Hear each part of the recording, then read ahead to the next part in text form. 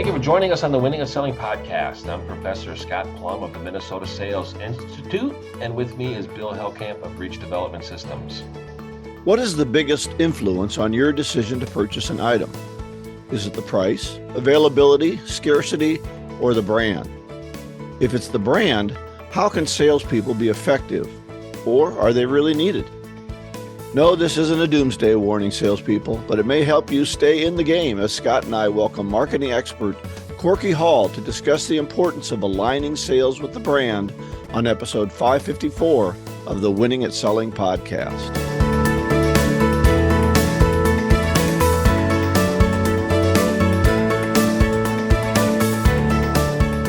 I feel like we should start the episode with some trigger alerts. We're going to be talking about sales and marketing, which can create a little bit of conflict, like editorial and advertising if you're from the publishing world.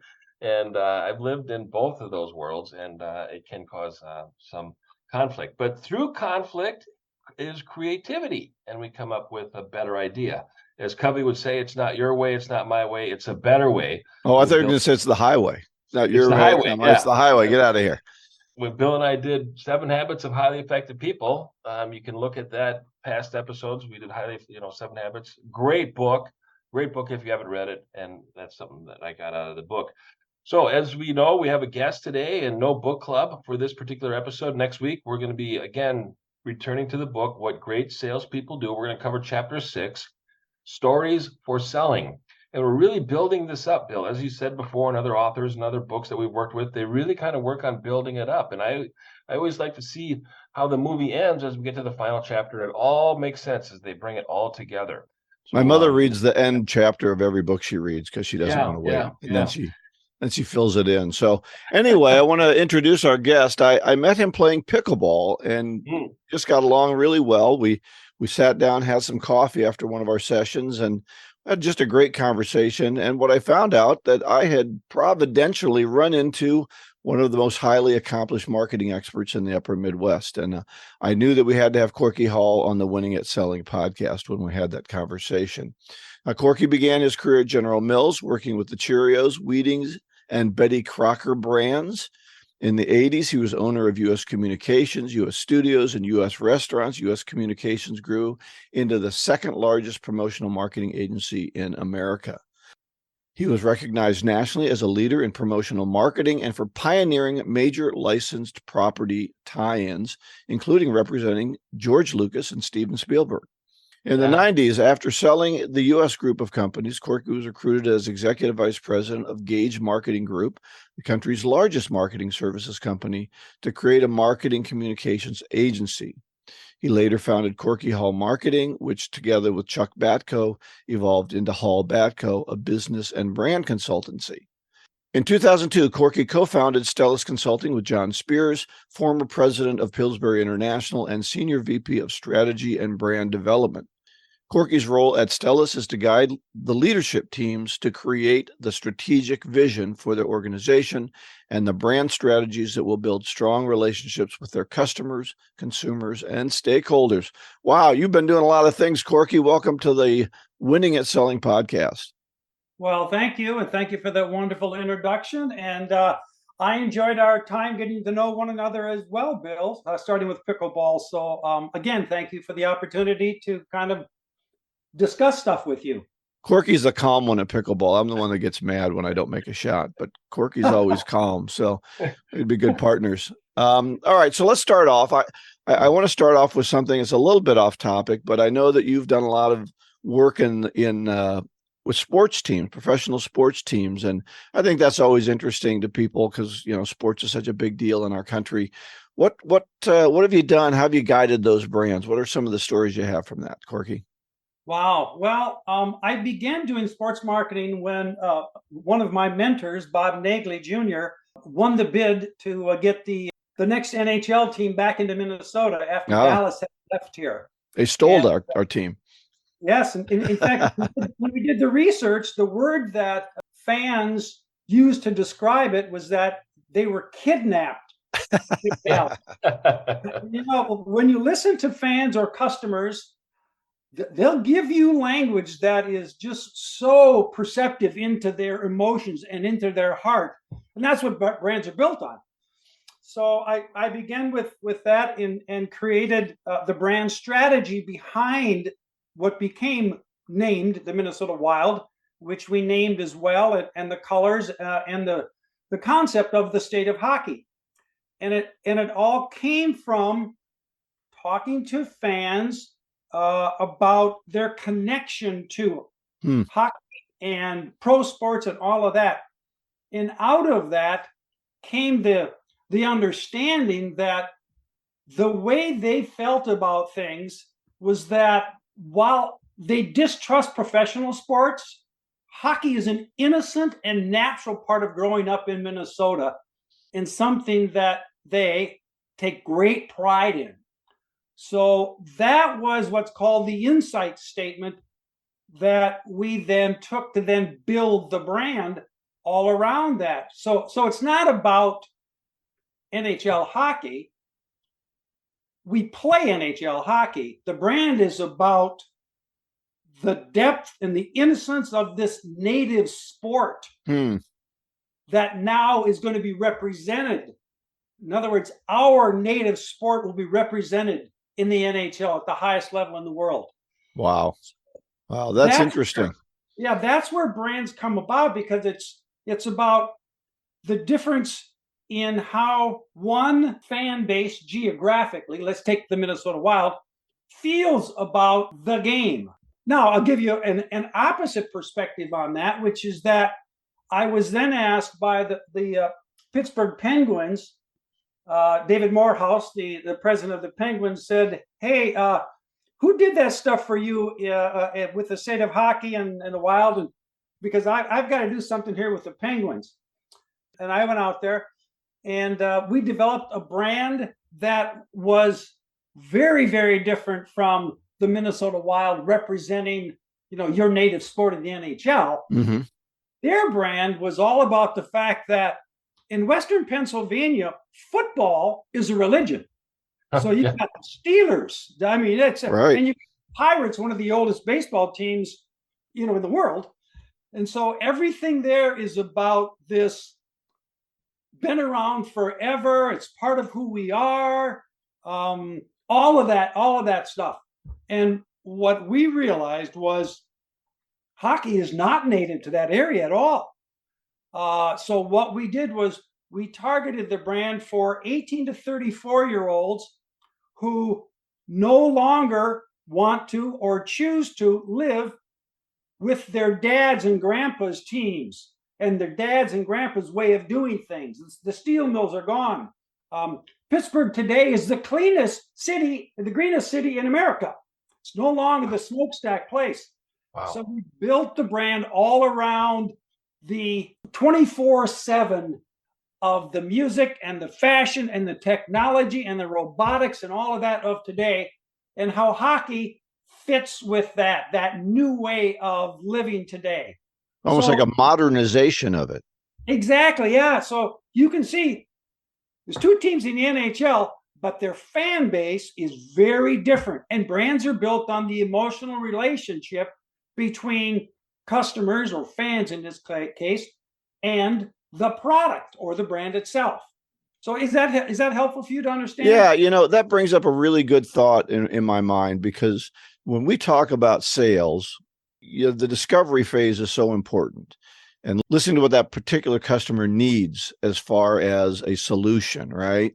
And that's what you're doing by listening to the fans. You're trying to figure out what is it that motivates them? What is it that helps them grow? And yet, if both marketing and sales are trying to listen to the customer, maybe at different points on the continuum, why do we hear so much chirping from both sides about how we get along? I mean, sales are always saying, if marketing had any idea what we're truly selling to the customer, we'd get better leads.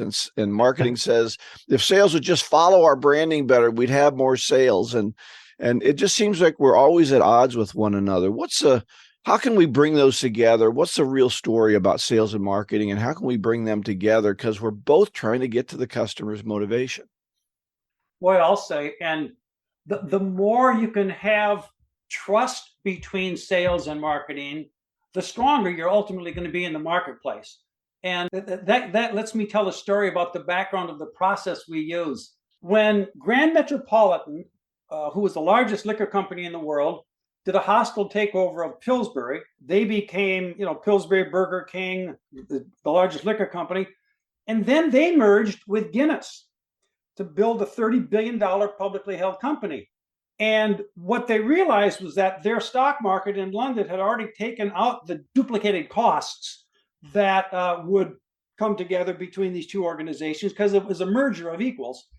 And it became very evident that the only way to create sustained profitable organic growth was to build these brands to grow the top line, more sales. Mm-hmm. The problem that they had, which goes to your question, Bill, is that they had a very huge amount of disparate organizations, not only the companies, but on 6 different continents. And so they had a huge misunderstanding of one another in leveraging best practices or the duplication of effort. And they also had the best advertising agencies in the world, all of which had their own processes. And so what ended up having to take place was that they asked my partner, John Spears, who then was number 2 there, to do confidential benchmarking with 20 world-class brand building companies, B2B and B2C, to understand how do they grow their top line, getting more customers to buy more of their stuff. And so they benchmarked, publicly held companies, shared confidentially how everybody did it. And then they created what they called then the name of the new company when the merger was done was called Diageo. And they built this, and what they built was a brand building program across all businesses that they owned in order to drive top line growth. This was especially built on having consistent branding expertise and common language, common processes across all of them, so that everybody could understand one another, what you're talking about. Your agencies could understand what the client was talking about. And then they trained 5,000 people on 6 continents to learn these processes. So they came to the understanding that the only way that they can, in fact, grow all these businesses is to accelerate the top line through a shared brand building platform. And I'll read something that their CEO said, which is, beliefs, behaviors, and processes consistent with the Diageo values must be created that ensure our decentralized operating units operate within a framework that will maximize the value of the enterprise. In other words, the whole must be worth more than the sum of its parts. So that says we've got to work together. And one of the things that causes problems is that sales and marketing usually are in separate silos, and they really don't take the time or have the processes to understand one another. But if you can give them that and ask for their input, and not just send me an email about what you think, but rather you're going to come and sit in with us in these sessions to figure out what is this brand going to be about in the future. We will understand what it is today, but what will it be about in the future? And so they own it. It is not marketing's job. It is a brand building task, not just a marketing task. Is that helpful? Yeah. Is that done mostly at the executive level, or how do we get the people in the trenches to start buying into the brand and using it? Because that's where Scott and I, as trainers, we see one of the biggest challenges. We can train, but getting people to actually do something different can be very difficult. And I would imagine you were well involved with trying to get people to do things differently when no one was looking. Oh, absolutely.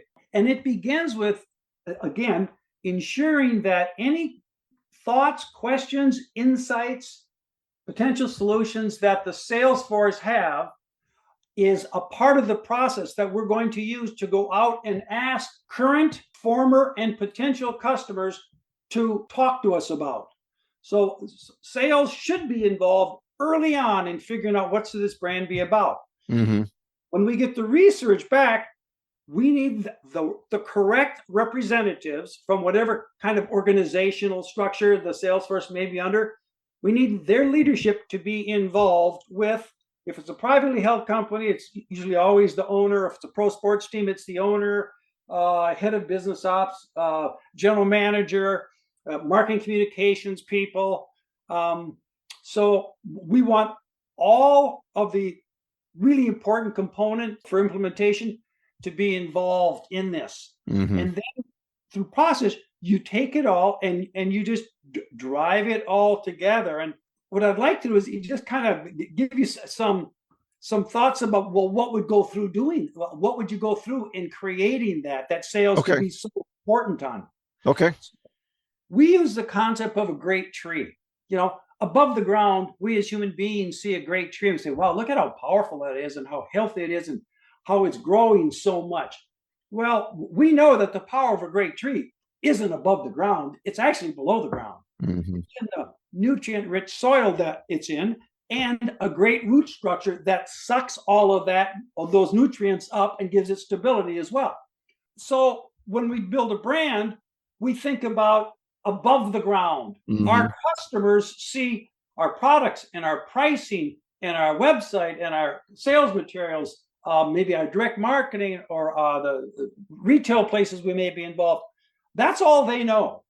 And they decide whether they like that or not, if they understand it, if it touches them, is compelling to them or not. Well, what brand strategy is about is below the ground.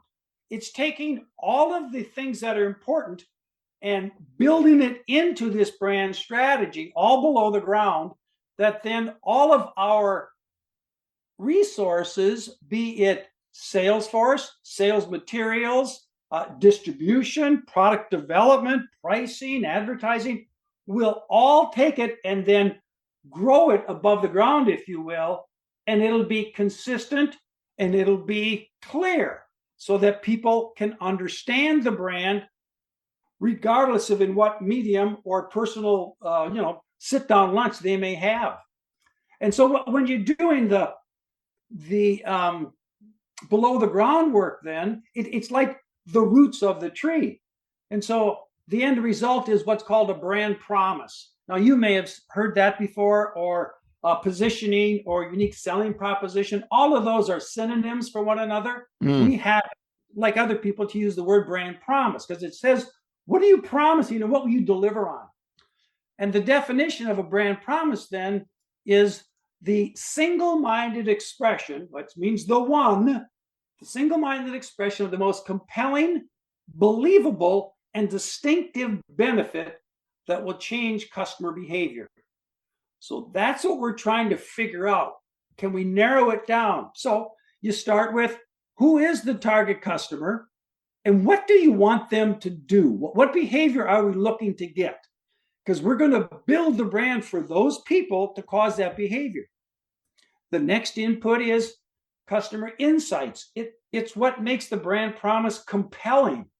So it's a penetrating discovery about customer motivations. Why do they do what they do? And then the next one is called brand essence. It's basically, how is this brand defined in the mind and the heart of the customer that we're targeting? And here's a great axiom for you and Scott. I'll use Ecolab as an example because it's a good B2B one. Ecolab owns the trademark for Ecolab. Their customers own the brand, right? And it moves. The brand moves around based on the last time the customer had an experience, received some communication, had lunch with somebody, was talking to a competitor. It moves around. Ecolab owns the trademark. The customers own the brand, and that's where the truth is. It's in their perception of the brand. That is the brand. Now, so does marketing need to continually assess where that moving target is and try to continue to adjust the customer back toward where we want it to be, or adjust maybe our salespeople's conversations to support that brand better? The answer is yes, in all those cases. First of all, yes, you've got to continue to monitor it. Secondly, if it's going in the right direction, then you might put more resources behind it, be they people or money. If it's not going in the right direction, then you better figure out, are we executing it clearly enough, or do we just have a bad idea here? Or what have competitors done now in response to our brand and its evolution? Are they doing something to clutter or cloud our perception? Because remember, any competitor can say they can do anything, and they will. So what we need to do is figure out what is really compelling, and then what is believable, that they believe our brand could do this. And then the last input is, what are competitors promising? Because we have to be distinct. That then allows us to be able to create this brand that can begin to go above ground, if you will, and we can monitor how it's working, what's working. And remember this, that we may have new products coming that our customers currently have no idea about, that we're going to have to find out how do we best put those products and the rational and emotional benefits in front of our customers in a way that, again, meets with that insight we have into their underlying needs and motivations. And if I was to take, for example, let's stay with Ecolab again. Yeah. If I took that and I just talked about, well, what did we learn when we did the insight statement or the insight research with customers for Ecolab?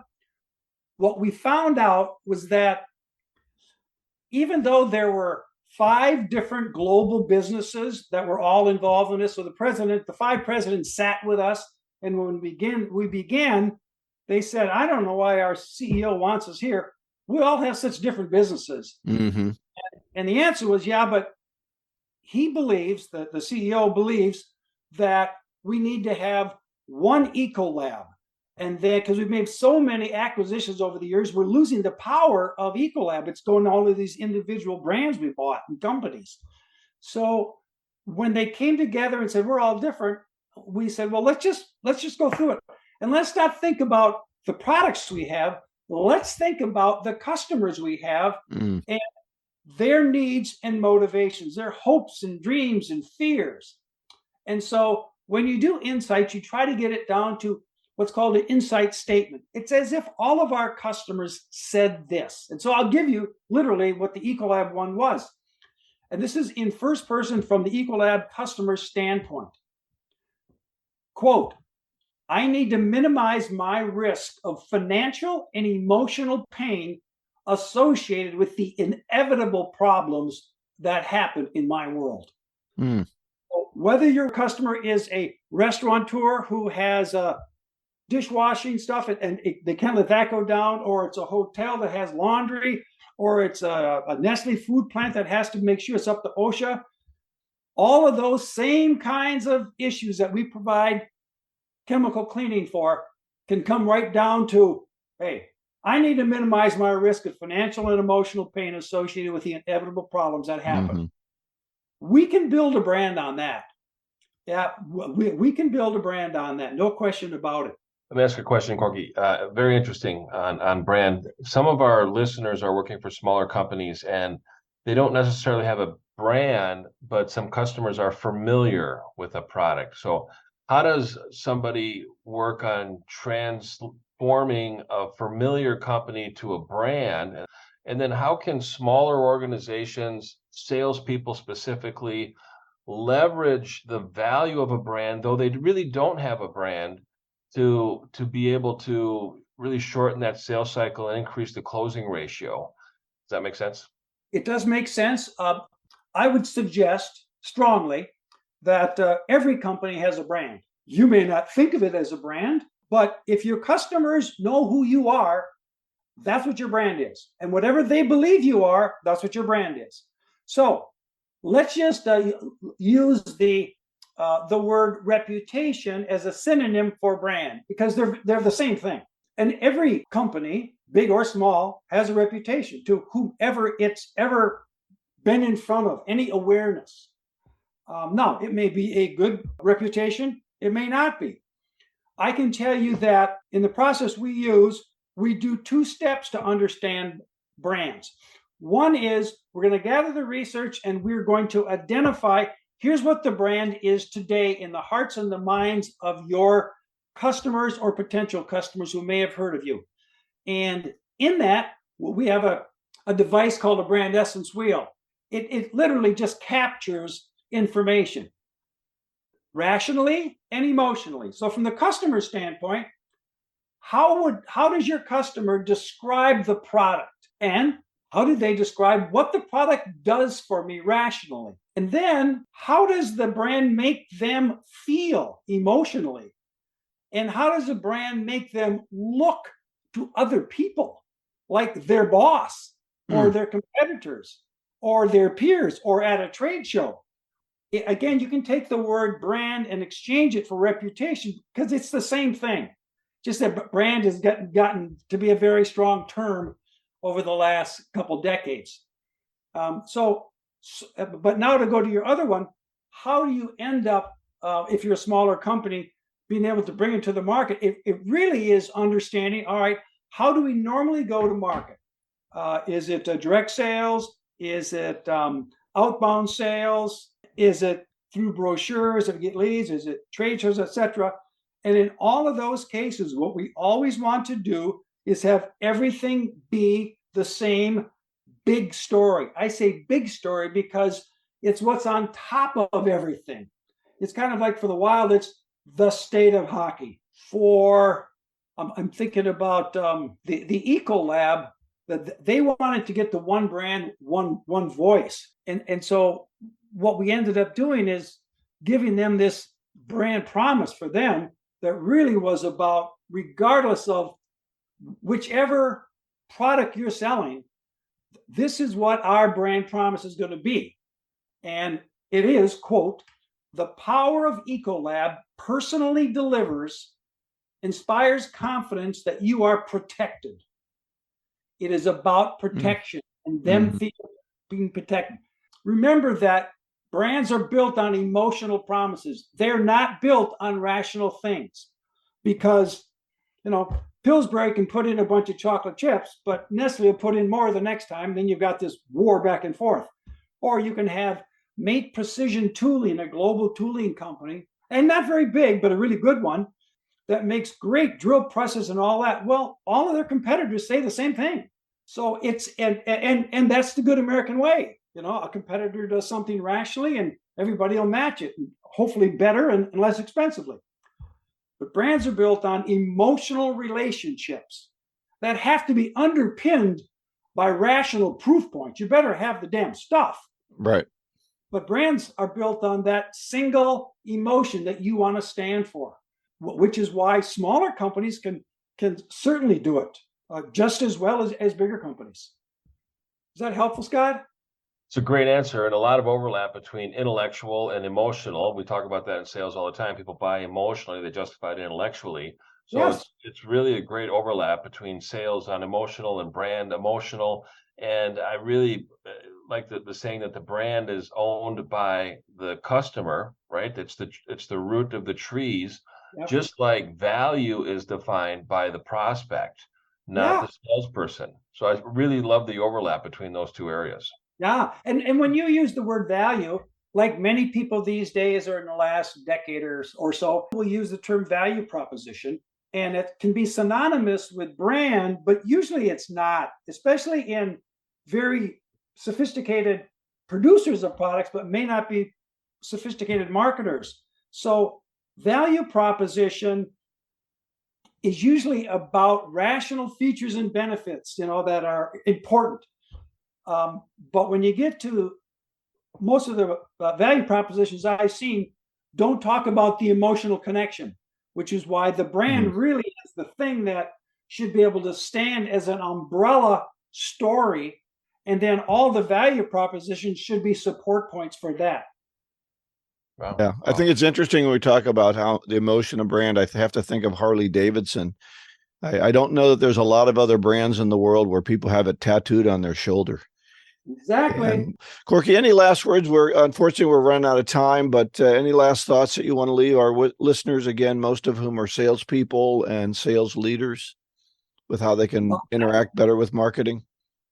Yeah, I would say that it's important to always remember that both sales and marketing are trying to, drive the top line, get more sales. Other parts of the company are importantly focusing on operations and pricing and margins, etc. Our job is to grow the top line. Mhm. And if that's the case, the role of brand is to fuel the business strategy. So Excellent. understand what you want to do with the business, and then just get more customers to buy more of our stuffs more often. All right. Well, thank you so much for being on the show with us today. We really appreciate it. Learned a lot about branding. Yeah. Well, it was a privilege to be on. Thank you, Scott and Bill, both. Yeah. Best of luck to you and all your listeners. Thanks so much, Corky. Now, we're going to link to Corky's website, stellusconsulting.com. We'll have that on the show page. And Scott, you want to wrap it up with your golden nugget? Got a golden nugget here. Without the sense of urgency, desire loses its value, by our ever famous and most loved Jim Rohn. Well, I think so often, we just lose that sense of urgency. I've always done something to fake a sense of urgency because I know that I'll put things off. So when a client says, hey, get me that proposal whenever you can, I'll say, no, why don't we have a meeting in 3 days? Because I know I'll do it if I create a sense of urgency, even though they don't have a sense of urgency. So I think that's really true. Urgency really drives us. Yeah. Thanks. So everything we talked about is going to be at winningatselling.com, including a link to Corky's website. We really appreciate him being on the show. Next week, again, we're going to cover Chapter 6, Stories for Selling, from the book, What Great Salespeople Do. And our topic is going to be on managing your time. So if you don't have time to listen to the podcast, you have to listen to that one. Right. Go out and get better one skill at a time. Joyful selling.